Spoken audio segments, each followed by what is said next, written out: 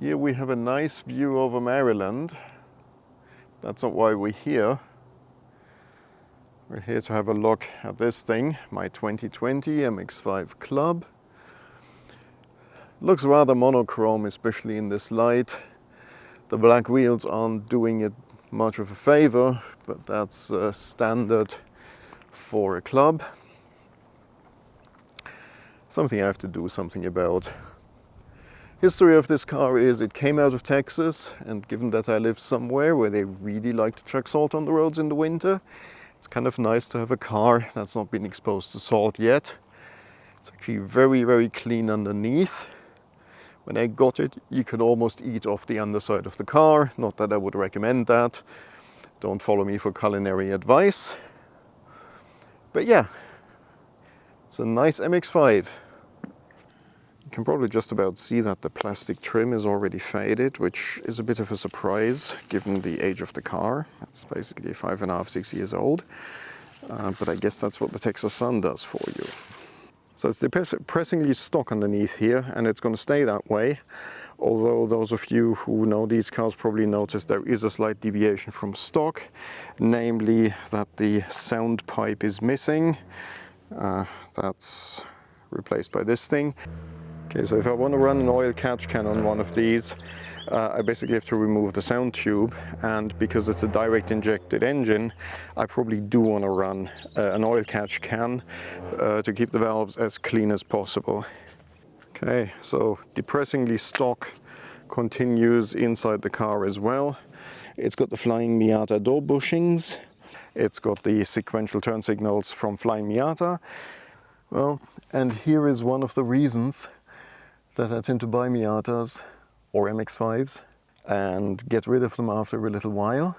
The problem is, as you can see, if I was wearing a helmet, the helmet would stick up over the stock rollover protection. Yes, I should probably put a roll bar in this car if I'm tracking it. But let's talk about why do I buy an MX-5 when I was shopping for a hot hatch. I was actually not shopping for yet another convertible.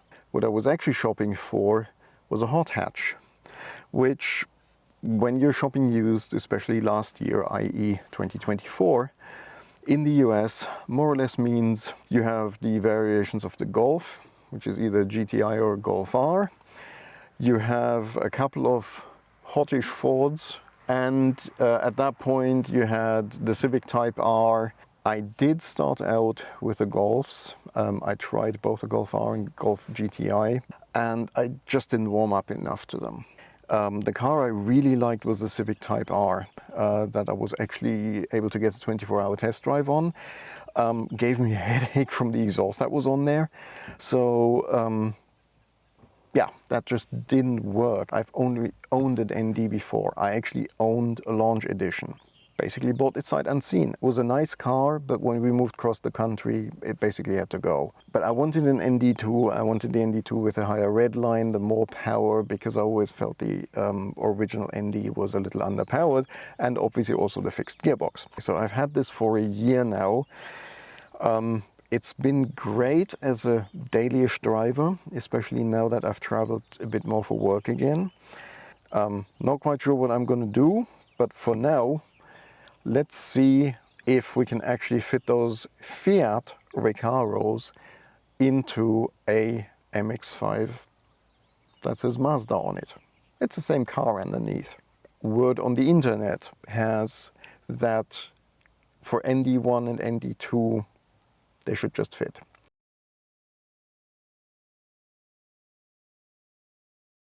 Negative pole is disconnected. I stomped on the brake pedal a few times to get rid of any residual electricity floating about. So we should be good working anything with airbags. The seat bolts are external Torx. In fact, this is an E12. One of the reasons why it took so long for me to get around to actually fitting these seats was because I had to get some external Torx because I didn't have an E12. I'm not going to film taking this thing out. The way I usually do it is I undo the front bolts first, not all the way, just loosen them, slide the seat all the way forward, undo the rear ones that are somewhere somewhere hidden back here. Obviously you take the seat belt out of here, and then once I disconnected the electrics down here, I should be able to just take this out, drop the other one in, and bolt it back in, well, and reconnect it. So the rear bolts are actually really easy to get to on these cars, at least on the passenger side. Nothing like the fun I had with the Elise trying to get the passenger seat out. Same external torques. Okay, so one of the not so fun jobs was actually undoing this connector. That was a bit of an ordeal. If you're trying to disconnect these, because it took me a while to figure this out, obviously you have to pull up this white locking clip. To actually get this whole connector out, you then have to push in this gray tongue that my finger is pointing to. As you can see, if that locking clip is pulled all the way up, there's actually space for it to slide in underneath. That's how you unlock it without damaging anything. But if you compare the two connectors, they are identical. So we just have to take this one, clip it in, and then we have an electric connection to the Recaro seat, and we'll take it from there. Okay, so we've got the first seat in, and doesn't it look nice in here? And first impressions, of course I had to sit in there. What do you think? These bolsters make a massive difference. These are basically the same. So, next seat. So the passenger side seat was bolted down, basically roughly the same, torque all around. I suspect this thing has been out because on the outside rail somebody used all the ugger-duggers plus 3 to bolt the seat down, and the other ones were normal. They're still very tight, but normal. So I actually damaged one of the external torques, but fortunately one of the seats came with a spare bolt, so I do have the requisite number of bolts to put the whole thing back in. Okay, as you can see, they're both in. And here's your answer. Fiat 124 Abarth seats will fit a same generation MX-5. And the same generation part is important because they won't fit an ND3 as far as I'm aware. But they are supposed to fit an ND1 and ND2, and they seem to fit electrically. The battery's hooked up again. Nothing's exploded yet, but I haven't started the car yet. This is me sitting in the car with the Recaro seat now, roughly in the same position as the previous seat.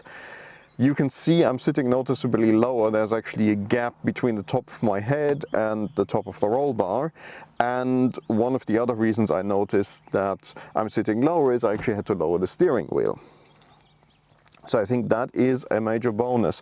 It also explains why some of the available lowering seat rails lower this by 10 millimeters less than the original seats, which makes sense because you're already sitting lower. But anyway, from a seating position, I think this is great.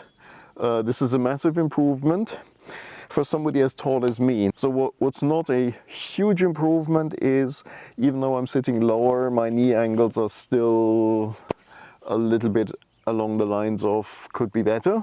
So overall, I would argue that this is how the car either should have come, and yes, I know these seats are expensive, or you should spec it if you're reasonably tall like I am, because you do fit better in the car.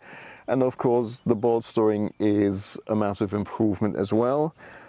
Okay, so these are basically the tools that you need, plus a blunt screwdriver or some other instrument that you can use to pull up the locking latch and unclip that locking bar on the electrical connectors. And you definitely do need the extension, because otherwise you'll have a hard time getting at the rear bolt and the bolts on the side of the tunnel. And as I mentioned, in my case, I also needed the I'm not asking bar just to undo 2 of the 8 external Torx bolts.